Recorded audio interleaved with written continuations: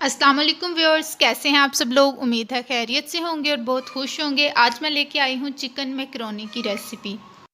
बहुत ही आसान और बहुत मज़े की होती है और अमूमन बच्चे इसको बहुत पसंद करते हैं। सबसे पहले आपने करना क्या है, थोड़ा सा प्याज और लहसुन लेकर उसको भून लेना है। चिकन आपने बोनलेस लेना है और उसके छोटे छोटे पीसेस कर लेने हैं और अच्छी तरह उसको धो के लहसुन प्याज को जब हम भून लेंगे वो अच्छी तरह से फ्राई हो जाएगा। तो उसमें हम कटा हुआ बारीक बोनलेस चिकन ऐड करेंगे और चिकन को भी अच्छी तरह से हमने भूनना है। एक तरफ मैं चिकन फ्राई कर रही हूँ और दूसरे चूल्हे पे मैंने मैक्रोनीस, पास्ता मैक्रोनीस थी मेरे पास।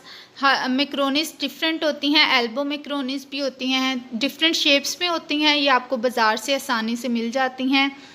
तो मैंने पास्ता मैक्रोनीस ली और उसको मैंने एक तरफ पानी में थोड़ा सा ऑयल और नमक डालकर उसको बॉयल कर लेना है जब तक वो अच्छी तरह से गल ना जाए। तो उसके बाद उसमें से पानी निकाल लेना है और दूसरी तरफ मेरा चिकन जो था वो फ्राई हो चुका था। चिकन जैसे ही ब्राउन होना शुरू हो जाएगा हम उसमें टमाटर और हरी मिर्च का पेस्ट ऐड करेंगे। टमाटर और हरी मिर्च को मैंने ग्राइंड कर लिया है और वो पेस्ट भुने हुए चिकन में हम ऐड कर लेंगे। उसके बाद थोड़ी देर के लिए इसके ऊपर इसको थोड़ा सा भूनने के बाद इसके ऊपर ढक्कन दे देंगे ताकि जो टमाटर हैं वो अच्छी तरह से गल जाएं। बल्कि उससे पहले हम इसमें स्पाइसेस भी ऐड कर लेंगे, नमक, मिर्च और जो भी आप ऐड करना चाहते हैं। हल्दी मैंने ऐड नहीं की थी, मैंने सिर्फ नमक और मिर्च को ऐड किया था। इसके अलावा आप काली मिर्च और मसाला वगैरह भी ऐड कर सकते हैं। आप अपने टेस्ट के मुताबिक जो स्पाइसेस ऐड करना चाहते हैं वो कर सकते हैं। तो मैंने नमक और मिर्च और मसाला ऐड करके इसको थोड़ा सा भूनने के बाद इसके ऊपर ढक्कन दे दिया था ताकि नमक मिर्च के साथ टमाटर वगैरह ये सारी चीज़ें मिक्स हो जाएं और अच्छी तरह से गल जाएं। यहाँ पे याद रखना है आपने चिकन के पीसेस छोटे होने चाहिए, इतने छोटे कि वो मुंह में आसानी से आ जाएं। चम्मच के थ्रू हमने इसको खाना होता है। तो बोनलेस चिकन आपने लेना है, जो बोन वाला चिकन है वो हम ऐड नहीं कर सकते इसमें। और यहाँ पे ढक्कन देने के बाद हमारे पास टमाटर और हरी मिर्चें जो हैं वो अच्छी तरह से ऐड हो चुकी हैं।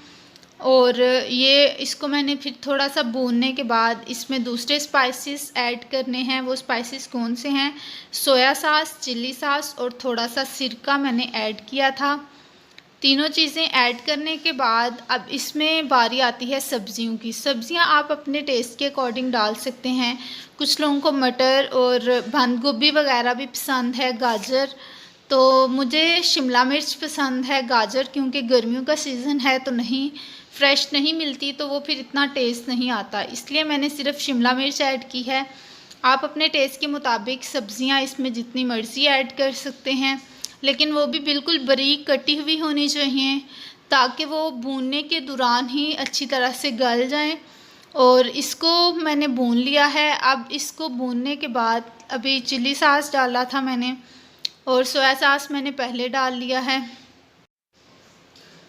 अब इसको थोड़ी देर भूनते रहेंगे हम और भूने जाने के बाद जब आपको लगे कि शिमला मिर्च या सब्ज़ियां जो भी आपने डाली हैं वो गल चुकी हैं और अच्छी तरह से खुशबू आना शुरू हो जाएगी, तो उस टाइम पे हम ऐड करेंगे जो दूसरी तरफ हमने बॉयल की थी मैक्रोनीस। मैक्रोनीस मैंने आपको पहले भी बताया है बाज़ार से इजीली अवेलेबल होती हैं। तो वो मैक्रोनीस मैंने बॉयल कर ली थी, उनको आपने गला लेना है अच्छी तरह से। और जब आपने उसको बाहर पानी से निकाल के रखना है तो उसको आपने हिलाते रहना है ताकि वो आपस में जुड़े ना। तो यहाँ पे मैंने मैक्रोनीस ऐड कर ली हैं और मैक्रोनीस को मैं अब इसमें मिक्स कर दूँगी।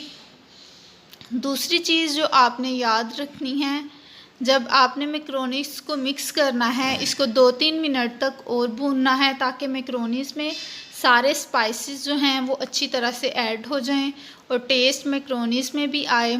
अब इसको थोड़ा सा भूनने के बाद हमने केचप और मायोनीज़ वगैरह ऐड करना है। केचप और मायोनीज़ आप अपने टेस्ट के मुताबिक इतना डालना चाहते हैं या फिर जब आपने सर्व करना है आप उस टाइम भी डाल सकते हैं। तो मैंने यहाँ पे डाल लिया है।